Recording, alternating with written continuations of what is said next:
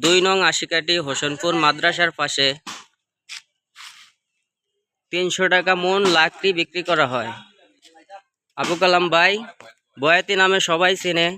এই যে দেখেন ভিতরে বসে আছে আমাকে জহির ভাই, তারপর যে হান্নান কাকা আছেন, তারপর আমাকে সুমন, সাফায়াত ফার্নিচার সাফায়াত নকশাগরের মহাজন লাকড়ি কিনতেছে।